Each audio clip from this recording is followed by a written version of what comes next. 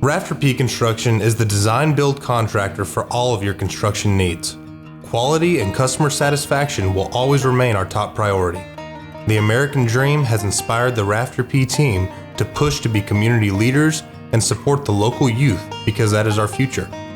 Let's now talk with the founder and owner, Brad Pryor. All right, guys, today I'm here to actually talk to you about, it's the heat of the summer. We're on a job site. It's not the cleanest job site in the world, but we're gonna do some drone footage here in a little bit to kind of show you drainage around. Kind of stop the guys in the middle of a day, then prep them very well about exactly how, it's not how we leave a job every night, but they're in the middle of working. So we're gonna talk about foundation maintenance. So even though your contractor could have done a good job or a bad job, there's things you should expect to do during the summer when it comes to actually taking care of your foundation. Just because a foundation was done properly or improperly, you need to actually give it some thought about, it's hot, the soils are starting to move, they're starting to dry out. You need to start adding some moisture to it, but not adding moisture fastly. You need to make it where it slowly progresses into, you start seeing a small crack around your foundation, the dirt separating from the concrete, you need to start adding some water to it slowly.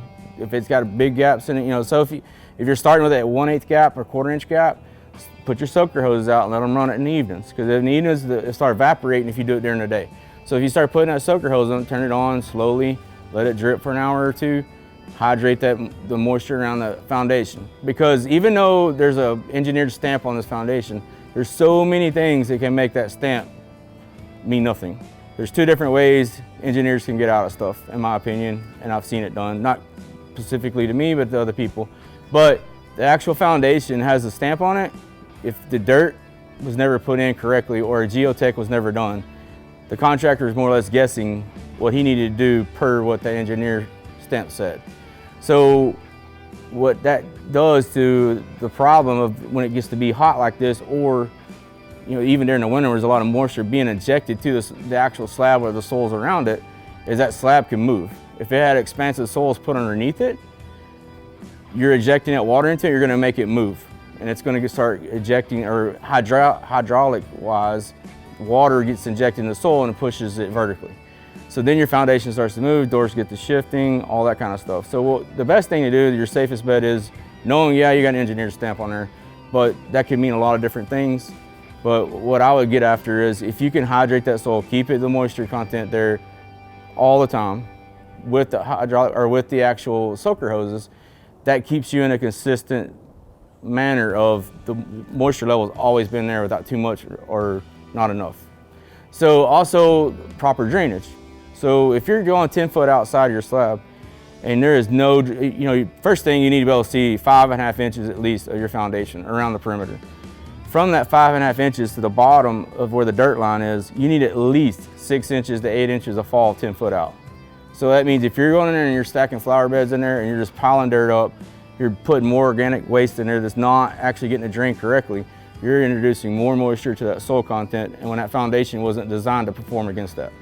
So you can create your own problems with flower beds, too much moisture, not the correct drainage. A good contractor should give you that drainage from the start, so you're allowed to do your flower beds and all the stuff you should do.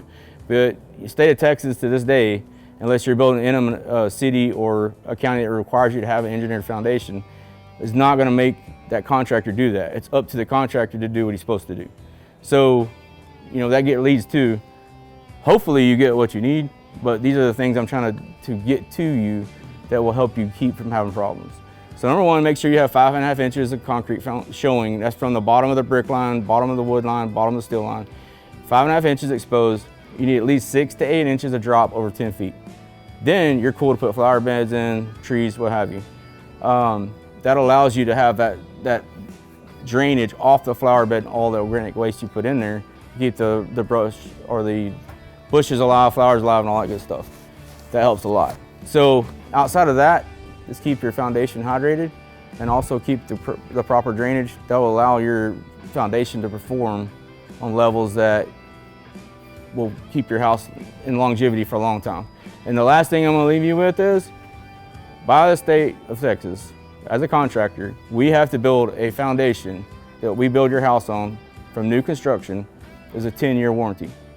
So if you're in a house right now that's 5 years old and you're having foundation problems, you need to reach out to your contractor. Number one, give him written notice that you're having foundation issues. If he is not addressing those issues, then send him a certified letter. From there, have an engineer that do the reviews.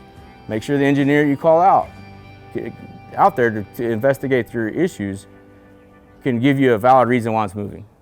One of my favorite contractors, I've actually built stuff for him, is Due West Foundation and Hargrave Foundation Repair. Both of those are reputable companies, and we use both of them all the time.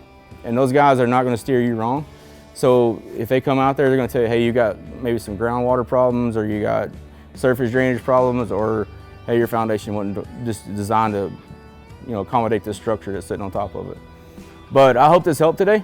And these are things that I can help, and you can email us, Facebook us, whatever you want to do. If you have questions about your foundation maintenance, we're glad to help you with it. We're not the licensed engineer, but we'll help you with the knowledge that we know and the professionals we surround ourselves with.